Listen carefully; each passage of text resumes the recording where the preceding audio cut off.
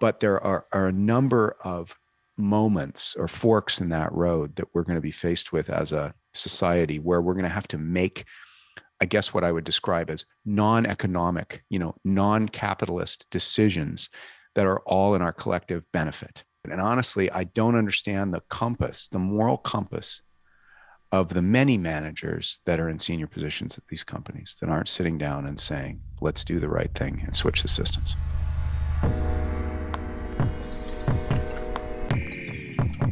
You're coming back on as an advisor, I think, to Second Life, correct? Right. So what kind of sparked that? Can you tell us a little bit about what is going on there and what we can expect to see? Yeah, I mean, at a high level or backing up a little bit, we've been working for almost 10 years at High Fidelity on, basically trying to build a whole new virtual world that was modern technology, more decentralized, open source, and most importantly, based on VR goggles, headsets. And actually, before COVID, in about 2019, we sort of looked at the market information that was coming in and the successes and challenges we'd had getting our stuff up and running. And we concluded that the VR headsets were just not good enough yet for widespread use as a social medium, like what we're doing right now. And with that, and once we were sure about that, we realized that as a company, we weren't going to make it as a startup building, a new virtual world on top of VR headsets. And so 2019, we started trying some new experiments where we said, well, what else can we do with the technology we've built? And the thing that we discovered in the couple of years after that was that we could take just the audio component that we had built, which was this crowd 3D audio technology that is just really cool, where you can hear everybody in a conversation, around you, close your eyes and point at them, basically. Makes it possible for multiple people to talk at one time, for example, which, as we all know, is really hard in a Zoom call. So we identified audio as a business. We started selling it to people. Most notably, we sold it to Clubhouse, the big social audio company. And along the way, as we were doing that, I was also thinking, what else can we do? We've got, I personally am continue to be passionate about virtual worlds and what happens with them. And then we had an amazing team of people remaining that were more focused on kind of the metaverse side of things, this, VR technology. And so after really pondering it and looking at what was going on, we made a few conclusions. One was that even though there's a ton of hype and has been a ton of hype, in the last, 6 months to a year, kind of all through COVID about virtual worlds and virtual reality and VR headsets and everything, we didn't really feel like, as we had thought in 2019, the numbers just weren't really shaping up. Like if you look at, all the stuff that Facebook is doing right now in VR, it's a rounding error, compared to any of the games or Second Life or anything else. And in particular, we came back to Second Life and said, here is an experience that does continue to grow. It's stayed around for almost 20 years now. And it has embedded in it a lot of design decisions that I think are the right ones relative to safely building a metaverse type of an experience. And so, all of that kind of came together, and we started talking to the company about whether we could move some of our people and our patents and some of our cash over to Second Life. And so that's what we did. And we announced it yesterday, and it's been a lot of fun. And so is the hope to take Second Life in a virtual reality direction, or do you think that, in fact, Second Life is going to benefit more from its current medium as is with some new technology? No, not to take Second Life in the direction of VR headsets right now. We still feel like, and everybody I talk to agrees with this, that we're still like 5 years away from a VR headset that's a general population, usable thing. They've got to get a lot more comfortable. They've got to not make people sick. And I think most importantly, VR headsets have to be something that's equally interesting to people, regardless of their gender or age or demographic background. And it's just not true today. I often say that, and I've had a lot of experience doing this. Putting on a VR headset like an Oculus Quest is a little bit like blindfolding yourself in a room with other people, and maybe even people you don't know. And the vulnerability that you have to express in doing something like that is pretty considerable. And so if you think about it, and we really thought about it a lot and saw this at High Fidelity, the sort of person that's willing to put on a VR headset, their background and their level of fear of people around them and stuff is very significant in its impact on their willingness to use a VR device. And so, in short, I think until those problems get solved, the world of VR is going to be still a kind of a research and experimentation world that's largely populated by men, for example, more than women, and engineers. And I just don't think that it is the right basis for a society. It's not the right level playing field for people to come into and interact with each other in the ways that I think we need to be, as a human society. Yeah, and that historically has been one of the biggest strong points about Second Life, right? Is the demographic, because you guys Right. have had a pretty varied demographic. It's been very hard to pin down who a Second Life user is. Yeah, totally. I mean, the genders are balanced. It's about, an equal number of men and women. Age is all over the place. There are people that are at every age point except no kids in Second Life. It's a grown up experience. The Yeah, it's still about 65% international, non US, and so the population of people mirrors basically that of the internet. Hmm. And so, yeah, it's wonderful. There's things like translation tools in Second Life that allow you to speak in a different language to somebody. I mean, in text, it's just incredibly neat, things, and it's still this very vibrant, big community.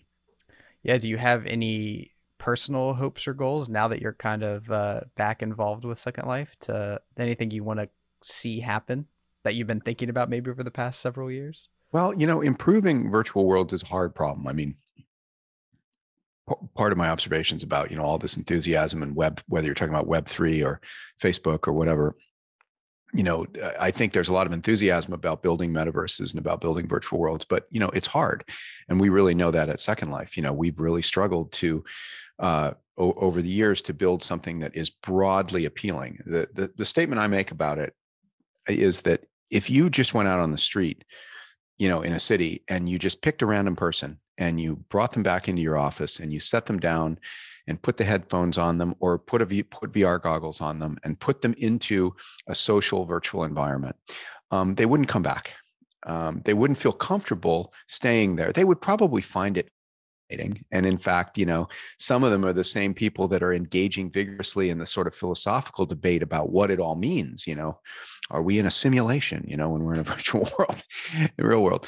So I think that there's a lot of excitement, but the average person still isn't comfortable doing something like going to a live music show, as an avatar in a virtual world. And so we've got to continue to solve those problems. I think they're pretty difficult problems. They're a little bit like, lighter batteries for electric cars, right? We know that we're going to figure out how to make them, but we don't yet know the actual technology that we're going to use. And I think it's kind of the same thing with virtual worlds. Like, we know that we have to build a virtual world that is widely inclusive and interesting to people, but we don't even quite know exactly how we're going to do that. Now, if you ask me how, I'm an engineer by background, and I absolutely love this stuff. So I can tell you a million things, like maybe we'll figure out how to use cameras on our computers like we're using right now with Zoom to better animate our faces and our avatars. That's an active R&D field that not just Second Life, but other companies are working on as well. Better audio is what we worked on at High Fidelity, and actually that's a big change agent. If you go to a party in High Fidelity, it's remarkable. You really can. That's something that I would argue anybody who tries it will say, "Yep, that's good enough. I can use that." But bringing all these things together in a new kind of virtual world that we really all can jump into, like we're talking about right now in the media, we're still a ways away from that, even without VR hardware. Yeah. Do you think that we are going to move rapidly in the direction of virtual reality when the technology gets there? Because I'm I've been, a techno optimist. I've written sci-fi. I've felt like I was a transhumanist several times throughout my life, and really embraced these ideas. And I've pretty consistently disappointed by VR. Like, it's not really been what I hoped it would be, and a lot of it actually is not the experience as a form of entertainment per se, but like it's the, like you said, the blindfolding. It's the kind of like when I get together with friends, we all want to put the VR headset on, but then it's like we kind of lose the whole point that we're there together. Like we lose the whole point of being social. I mean, you just put it very well. I mean, I think escaping into a sensory experience that's delivered by a VR headset, like playing a video game, is really cool. I mean, it's definitely going to continue to grow. The market's there. There's a few million of these units sold now. I think it's interesting, but I agree with you. I think that's very different than the supposition that we can go into a virtual world and live our lives there. And I think we're absolutely not there. And maybe we'll never be there. Like personally, I wonder whether, especially with the broader conversation that we're having as a society about the earth, for example, and the fact that we live here and that we need to take care of it and we've not taken care of it and we have to face that moment right now. I think that there's a sort of a realness to worlds of a certain character that make them, worthy of our attention and our time. And I think it's a very complicated calculus, and I don't think anything's got it right yet. But I mean, practically speaking, I suspect you'd probably agree, as the technology grows, will we use it to have meetings or do things like what we're doing right now? Of course, because we can then do that without flying. And I think broadly, that is a huge force for change. What we were already experimenting with it during COVID, right? We found that for one-on-one calls, for example, like we're doing, Zoom is pretty good. I mean, it's not fun, like sitting 6 feet from somebody, but it's okay. So I think for business interactions and for school, we will continue to evolve these technologies to a point where one does imagine taking a graduate course or something wholly in a virtual environment and having enough of a spatial kind of experience around it that it's memorable and it really works well and everything. But I think you're right. I mean, I think the question of whether it's our destiny to live as human beings in some transcendent way in virtual worlds, I too wonder whether that's true. I don't know. I think that if you'd asked me that when I was 30 and we were building Second Life, I would have said, yes, we're all going to live in the matrix. And today I definitely have a much more balanced perspective on that. I don't know. Why do you think that has shifted for you? Was it just the wisdom of age, or was there something technologically in the landscape that happened? Well, it was certainly the experience of trying all these different things and also high fidelity. We spent a ton of time. We had over 100 people at our biggest, and we've raised about $75 million to work on VR. And we really did a lot of work. Like we did eye tracking and we did haptics experiments, and we played around with everything. And there is still this kind of unreal quality to virtual reality environments. And so it's almost like, the more I pull on the thread or the more I go down that rabbit hole, the more interesting it gets. But the interesting is that it's hard, and that, that maybe there is some magic, not, I don't mean magic like laws of physics we don't know, but maybe there is some kind of emergent magic to being in a world where your actions have consequences and you can't put your hand through the wall. And, if two people yell at each other, they really have to figure it out. They can't just log off. I think there is a kind of a realness to that is in it, that is deeply embedded in our existence as humans. I think I mean, philosophically, it's a little bit similar to a topic that I'm sure you've explored here many times, which is our brain all that we are? Can we upload ourselves into the computers in that transcendent, you know, biggest idea? Can we extract a person out of their brain and put them in the computers? And I think that our bodies and embodiment and our connection to the world around us is really, we don't understand how complex those links are. And I think they have to all work. So another thing I would say is that when I was 30, I would have told you that I thought that, this kind of extracting the mind of a person and letting them kind of wake up as an avatar in a virtual world was doable. I think now it's more likely that it isn't, or at least that it's enormously harder than we're thinking. It's not saying it's not enough to say we have computers fast enough to simulate the human brain. It's something more. We have to also build an environment in which we're embodied and which is connected to us, to our nervous system in a way that really works. Yeah, and does that make you lean more towards creating a balance in terms of how people use this technology? Because I think, for instance, about a lot of the big tech companies right now, and you have a lot of the creators who have now moved into positions where they don't want their kids using the technology they created. You have people like Tristan Harris who are stepping away from the companies and trying to say, I'm not happy with what I did before. I want to change things. You have social media acting as an attention economy that's very much based on ads and holding people kind of hostage in their systems. Like, that's not really what we want out of Second Life, right? Right. And in fact, what is so curious about Second Life is that and this wasn't intentional, it's just what has happened.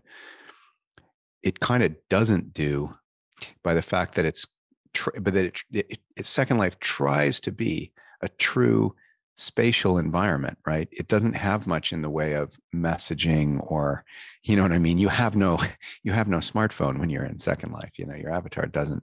You got to walk around. You know, you got to get close to people to be able to hear them. You can't just multitask and read their feeds.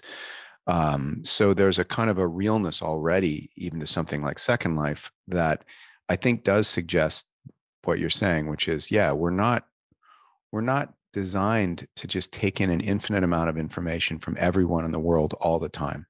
In fact, as someone who came of age, began working in technology in 1994 at the beginning of the consumer internet, I think looking back now, the mistake that we all made was to think that more information was always better. I say that single sentence, and I think that it really captures everything. Like, I can remember we definitely in the late 90s felt like more information is always better. Everybody should have the option to know everything that's going on everywhere all the time. And we're going to use it. We're going to consume a lot of that. And I think, fast forward to now, and we've realized a couple of things. One is we have a finite ability to take in information, and sometimes it's overwhelming. Even if it's not just sheer volume, it can just be too much. The current rate of change, as widely discussed in the very name Singularity, the current rate of change, as we expected, is very high, but that's not uniformly positive. It feels debilitating sometimes because we can't make predictions about what's going to happen next anymore very easily, and that's hard for human beings, and we have to accept that. We do get overwhelmed with information, and then of course what we've now realized is, whether it's business model or malicious intent, a lot of the information can be incorrect or misleading or misguiding, and that I just feel like we never thought about that in the 90s. We just thought, publish everything, publish it all. So, speaking of more information there and the collecting of more information, one thing I'm definitely interested in is kind of the information that you collect in Second Life. And there's a part of me that still kind of favors that the 90s version of the more information, the better. But it's more about what you can do with it. And I'm wondering, what kind of information do you collect with Second Life? And is there any intentions to do things like maybe offer up transparency that says, hey, your character spends 90% of its time fishing. Did you ever think about did you want to know that you're spending all your time fishing, and maybe that's something like you love? Like, all of this data about how somebody lives a second life could tell them about the life they really should be living in their real life. Does that make sense?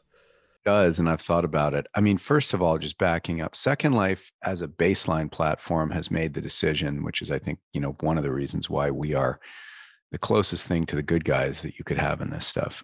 We don't collect anything other than what's legally required for us to provide for things like if there's a complaint that requires an investigation of the chat records, or transaction activity that's happened, we have only the minimum amount of look back in history that enables us to provide to provide a service for that. There's probably a few things I'm not thinking of where, we need to look at something like, somebody's land purchase history or something like that, so that we can provide a report for them. But we don't otherwise surveil people, and we don't keep information like where you've been. And again, I say this as an advisor today, caveating it with, I'm not actually sure exactly what the company's been doing in the last 10 years with regard to this. So things like regulatory changes and compliance may have changed what we collect.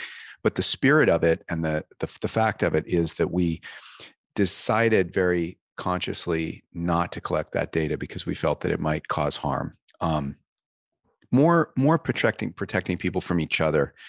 I think in the beginning, we were never really thinking about because, of course, we started before the modern era of AI and behavioral kind of modification and surveillance and all this big data type stuff. We started before that, but at the outset, we didn't want there to be records that might be that could be harmful to people. Like if our record keeping system had been hacked, um, if somebody could get into that, could they get something about another person which would be harmful to that other person? So we were very respectful of that, and so we kind of deleted everything as quickly as we could.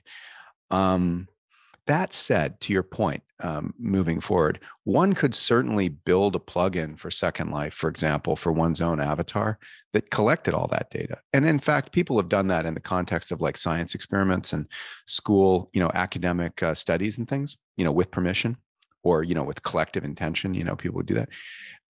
So you can record everything about what your avatar does. And I agree with you. I think that like knowing exactly what your avatar is doing and then looking back on that would be an interesting source of information for, say, making predictions about what you like, which I think what you just said.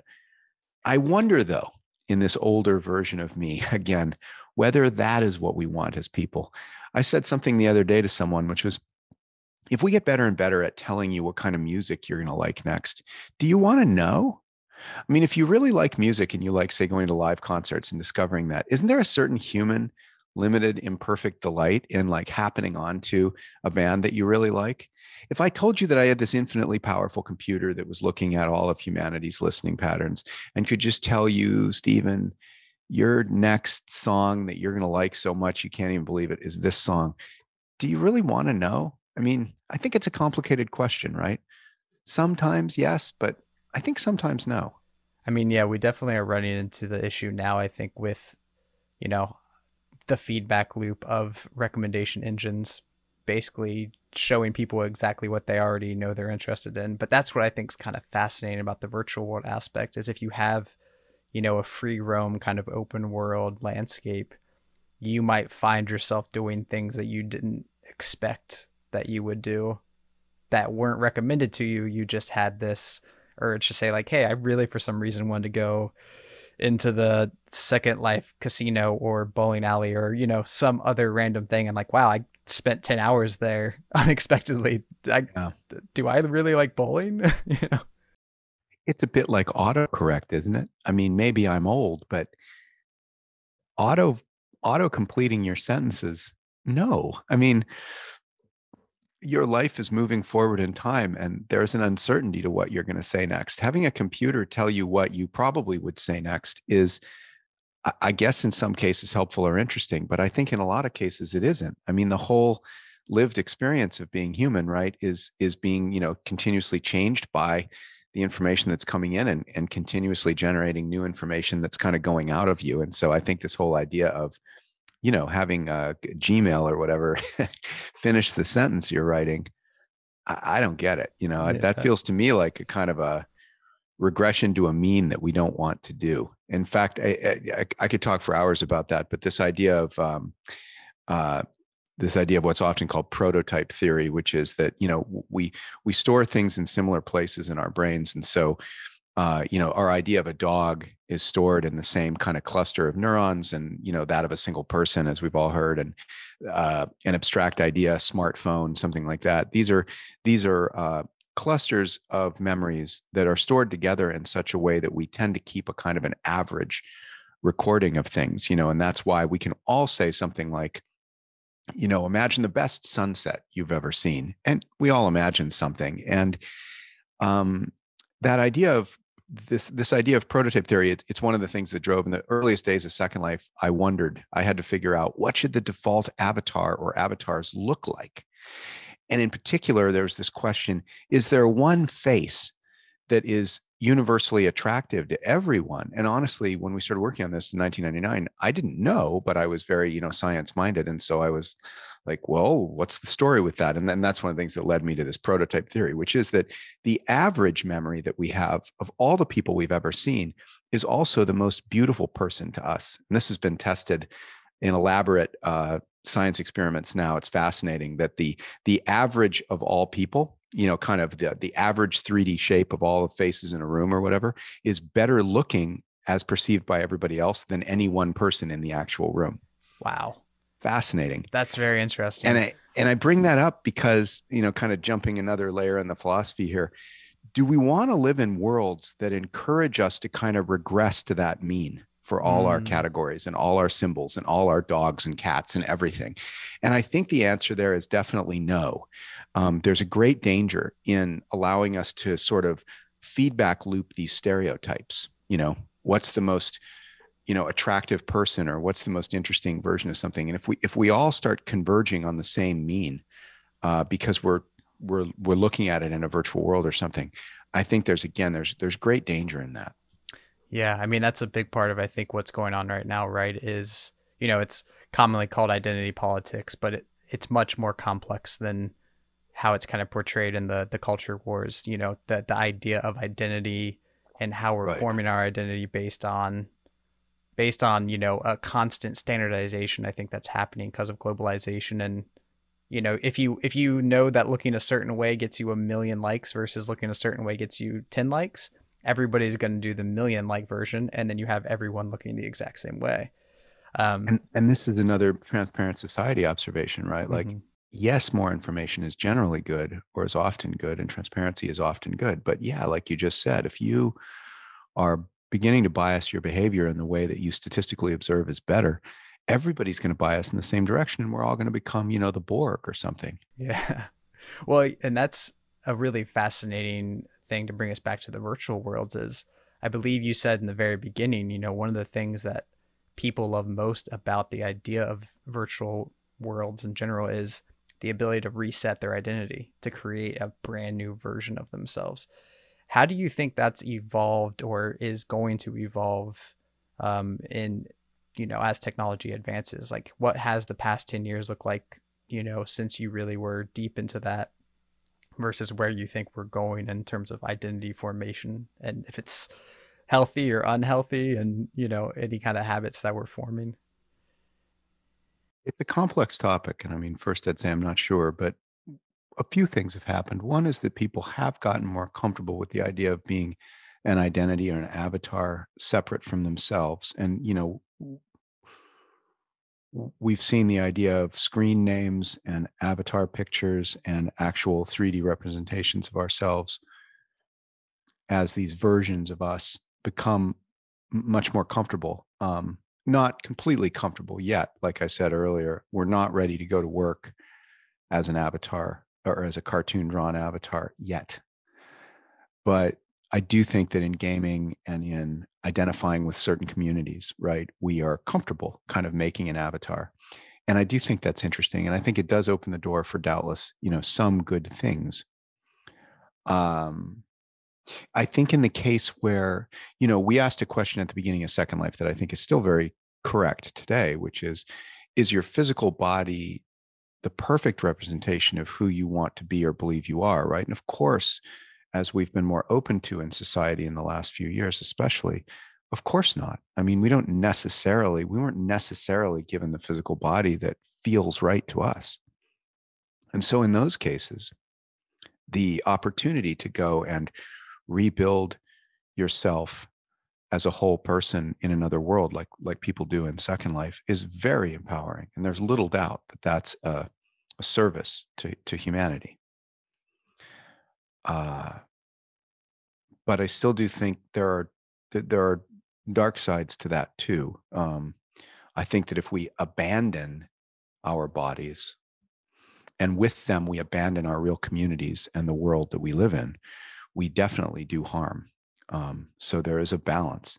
I'm struck by the fact that there's always, life exists at a balance between order and disorder, right? It's a certain kind of temporary creation of order in an otherwise, sea of chaos. And I think that some of the big discussion with blockchain, for example, right now around centralized systems versus decentralized systems, it's the same thing.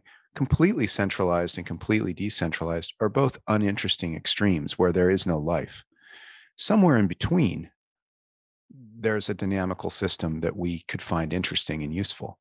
Taking the blockchain to the extreme of everything is a transaction and the first person who posts everything owns it forever, which is kind of the most decentralized view, that's not a stable society. We know that. It's been tested in history. We seem to have forgotten it now. But so, the final place that we're going to get to, for example, with crypto economies, I believe, is something quite different than what we're goofing around with right now. We've just kind of turned on the spigot, gone all the way to fully decentralized and said, hey, such a thing can be built.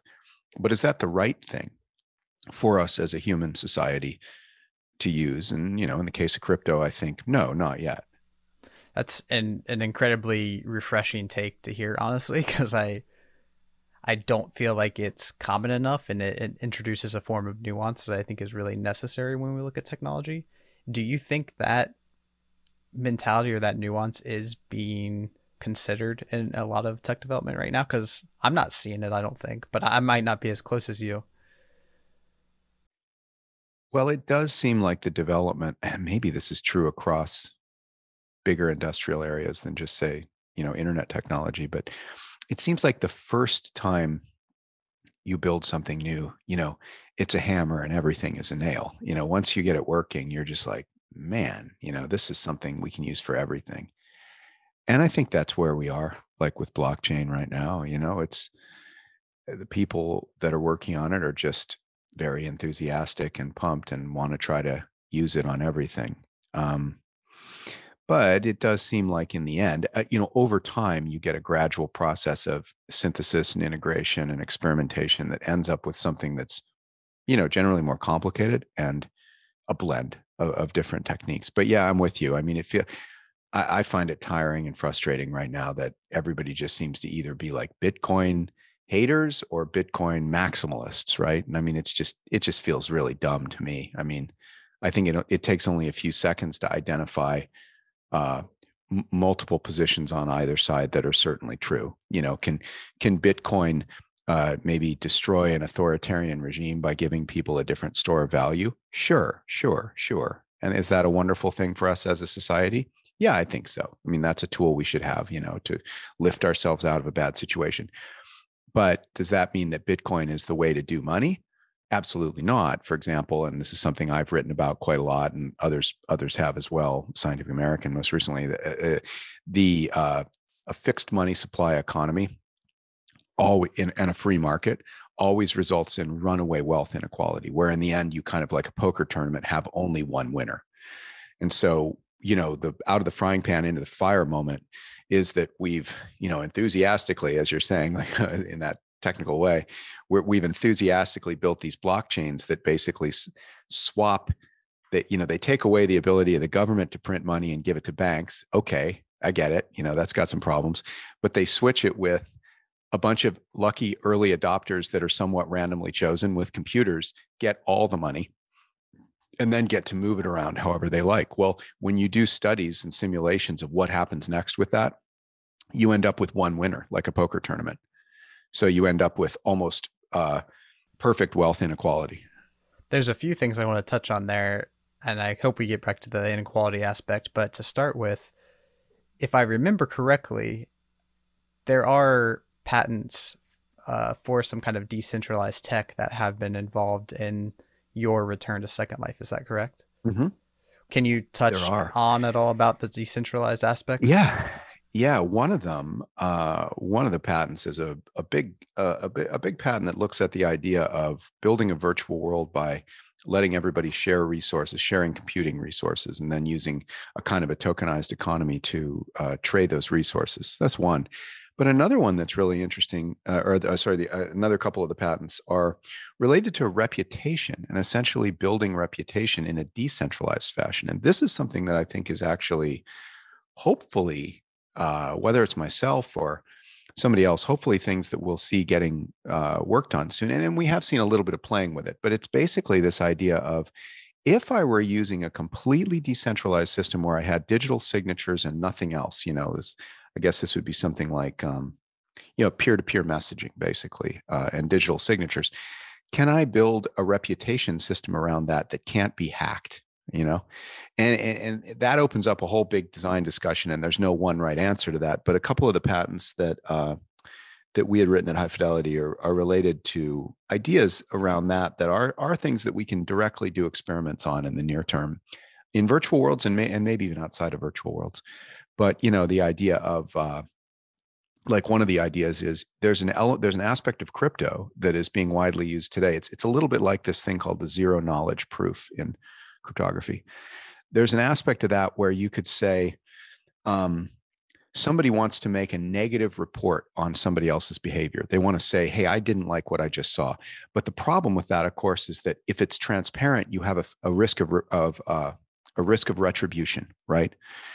So one of the ideas is you can use the same cryptographic proofs that we use to make a statement like someone in this someone in this live music event made a negative report about someone else, but we don't know who the person was that made the report, but we do know that it was definitely someone that was there in that hour that the event was happening. So that's an example of a cryptographic technique that can be applied to building a decentralized reputation graph. I think this question of like, what would happen if we woke up tomorrow and Facebook and LinkedIn and all of our social networks that maintained graphs between people were just gone. It's interesting, to kind of ask the science fiction-y question or the what if question of what would we build, knowing what we know, right? Knowing that Facebook has been a danger, or, is likely very problematic, in the combination of the social network and the business model. If we know that, and we built something entirely new that would just allow two people to walk up and make friends, or stay in contact or something. Yeah, how would we do that in a safe way? What cryptography techniques would we use? And so that's an area that I'm really interested in. Yeah, that you touched on something there that I can't help but mention. I'm pretty sure that Facebook makes somewhere between like $30 to $100 per user for advertising a year. Why are we not just paying $5 and doing a subscription model and just getting rid of this insane amount of manipulation that's taking place? Let me put an even sharper point on that in agreeing with you. Yeah. Second Life makes about the same, between like $50 and $100 a year per person. There's no behavioral targeting. There's no advertisements. It's a subscription. And guess what? Here's the best part. The lowest cost tier is zero.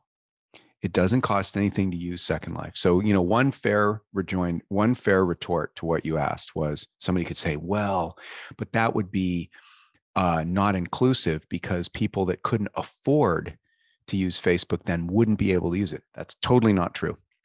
You can absolutely have a zero price tier, charge subscription fees. In Second Life, the fees are for some transactions, have fees associated with them. So just like eBay, basically. And then when you own land in Second Life, you basically pay us a hosting fee, basically per acre of real estate. The Second Life's about the size of Los Angeles. So we make about $20 an acre a month in basically an unimproved property tax, you could think of it as. But those fees don't bias behavior. They don't invite people to become divisive or polarized. They don't attempt to get people to maximize their time in world because we don't make money on a per minute basis. So isn't it amazing that not only can you run a thing like Second Life, and of course you can do this with a social network, at a really good return without behavioral targeting, just using subscription fees. I'm the same way. I can't believe that as a society, we're not looking at this and saying, who's getting to work tomorrow on doing this? There's absolutely no reason to do it. And honestly, I don't understand the moral compass of the many managers that are in senior positions at these companies that aren't sitting down and saying, let's do the right thing and switch the systems. When it's not even pragmatic, I mean, like having been in that world yourself, making those decisions, like, can you envision any reason why somebody isn't just saying, hey, we could just get rid of all the bad publicity and make the same amount of money? Like, I don't understand why that's The, not in that conversation. the only defense I can make, but again, this is completely free of any ethical concerns, right? The only defense I can make is that in the case of behavioral targeting, surveillance, targeting suggestions like YouTube, I mean, like look at YouTube. It's grown 100% entirely by, and as you said, Tristan and Aza explain this in The Social Dilemma. YouTube has grown the number of views of videos by about 100% in the last whatever 10 years or less by using AI suggestions that are totally polarizing and damaging to the world. So I guess what the only thing I could say, I guess if you said, play the role of somebody at Google or at YouTube, would be to say, well, we make twice as much money per person now as we did 5 years ago. And you know what our investors would say if we told them we were going to cut our revenues in half by turning off that suggestions pane. But I can say yes, you'll make less money, but you'll still make good money, and you'll save the world. Yeah, it made You me go sleep think better about at it. night. Yeah, Yeah. exactly. How can you sleep at night, right? Yeah, So that touches on a very interesting topic that I think is really front of mind for a lot of people right now is definitely virtual assets, especially with things like yeah. NFT, with cryptocurrency, but specifically, as you mentioned, with things like real estate in Second Life. What do you think is happening in this medium? A lot of people would argue, I guess, why spend so much money on a digital asset that has no real world tangible value?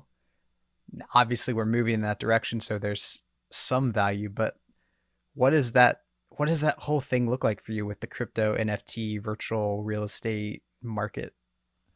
So first of all, just from a data perspective, as you know, almost every transaction in Second Life is for an NFT. It's Mm, what's called mm, in Second Life when we started it was this thing called copy modify transfer, and the idea was that every building block, every Lego block in Second Life has written into its metadata its creator, its current owner, and a set of conditions which are you can't change, which relate to if you want to buy it from that person, what is its price. So we worked very hard at the beginning to build what we actually called alienable digital assets, meaning that they can be transferred freely from one person to another. And that is that very same core idea that's behind the NFT is at the heart of what allowed Second Life to be this creative, wonderland, and what creates jobs for thousands of people who have their full-time livings making things and selling them in Second Life. And by the way, that's with no speculation attached to it. You never buy anything in Second Life because you think it's going to go to the moon. There's lots of reasons why that's not true. But what's so fascinating is Second Life gets down to when the tulip bulb craze is over, Second Life is a look at the utility of that type of NFT, of a digital asset. And the utility is very high. By the way, the utility is really in the secondary sale. And I think this is something that we're all a little confused by right now, watching all the NFT like art stuff that's happening. It's not that you can sell something on OpenSea as an artist and be paid for it. You could have done that on a website. I mean, you could email people a photograph, like people have laughingly said, right? You could physically mail somebody a canvas with your art on it. The difference is if you do it as an NFT or if you do it in a digital world like Second Life, you can provide proof positive that that if you want to sell it to somebody else, that you definitely purchased the original from the original artist. So it's kind of like going to a garage sale and finding a painting. You would never assume that a painting that you found at a garage sale might be a Monet or something, because it's almost certainly going to be like a copy or misrepresented, or it's not going to have its provenance, as they say in art, associated with it. So the value of digital assets is that it makes extremely easy the proof for something in a secondary or a third or fourth sale. And so I think that's really interesting. What we're going to be left with when all the hoopla dies down around NFTs is some amount of legitimately interesting digital art, for example, that can now be resold. So I can say, hey, that thing on my wall, that's from so and so, Banksy, this, famous artist. Do you want to buy it from me? And you could actually buy it. And that's really cool. And if you think about all the mechanics of the blockchain and stuff, you don't need all the ecological waste and all that stuff, but you do need a ledger that is certain, because otherwise somebody unscrupulous could put two copies of the same thing on eBay, right, and sell them both at about the same time and make off with one of the person's money.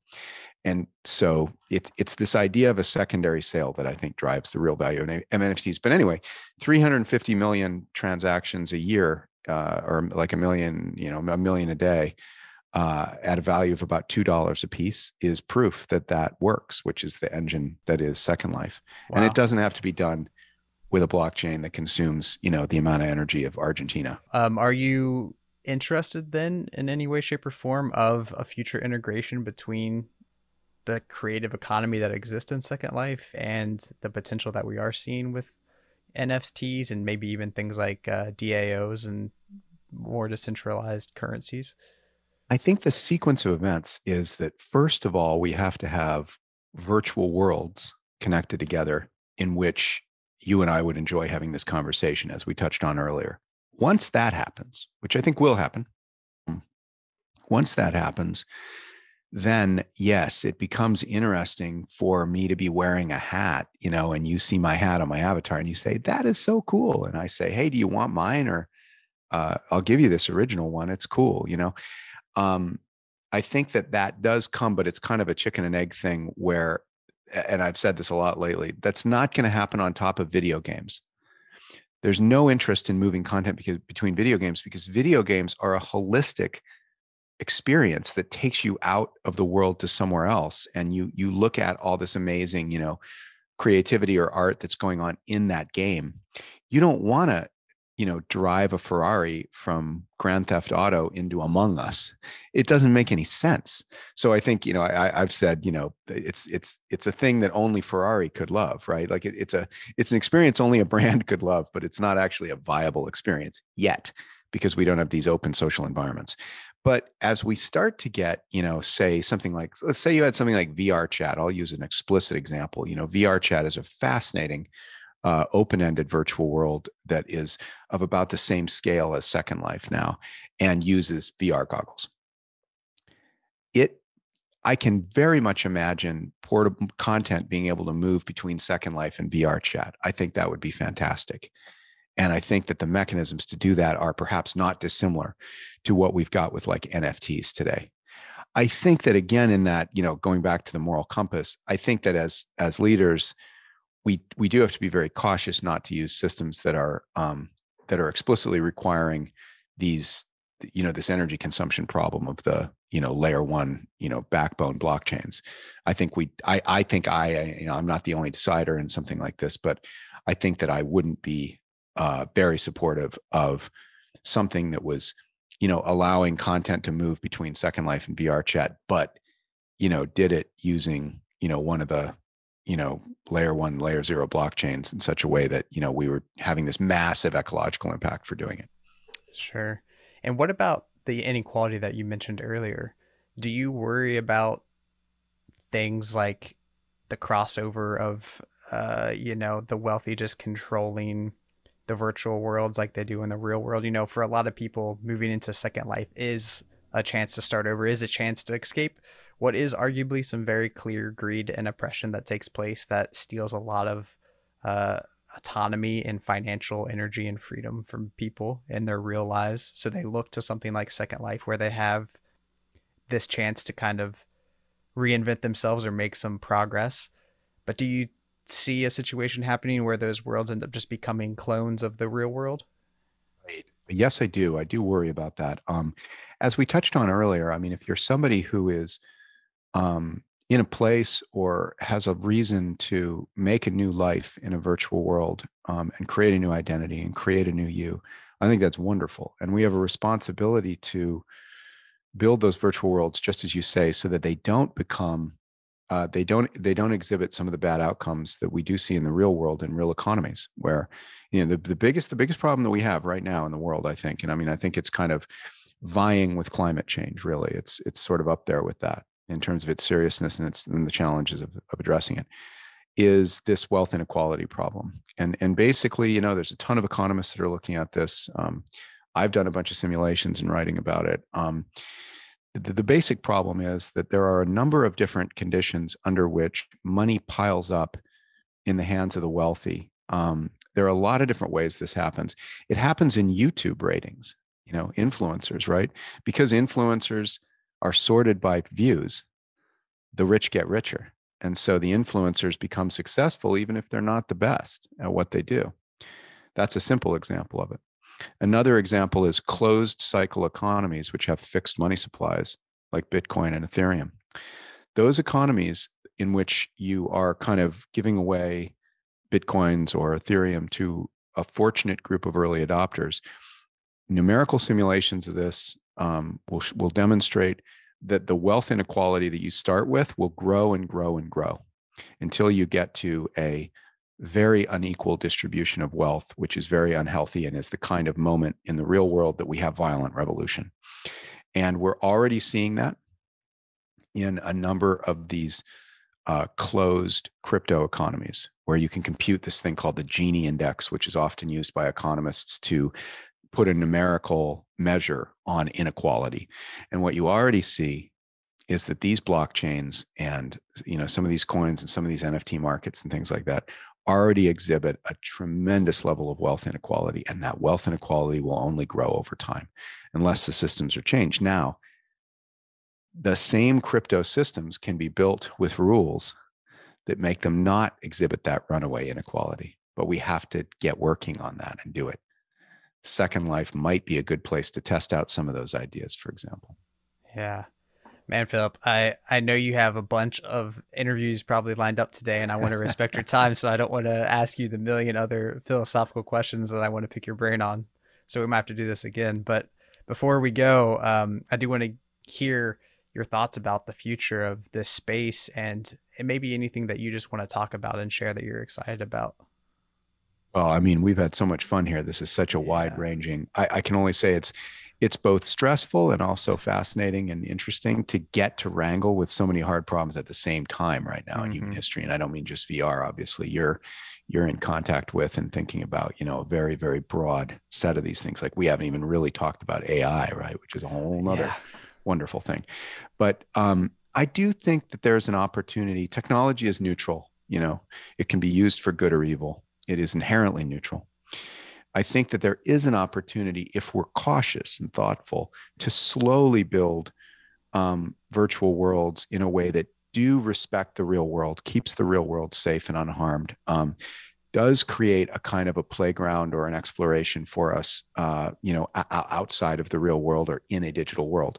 But there are a number of moments or forks in that road that we're going to be faced with as a society where we're going to have to make, I guess, what I would describe as non-economic, Mm. non-capitalist decisions that are all in our collective benefit. And those decisions are serious ones, and we're going to be faced by them.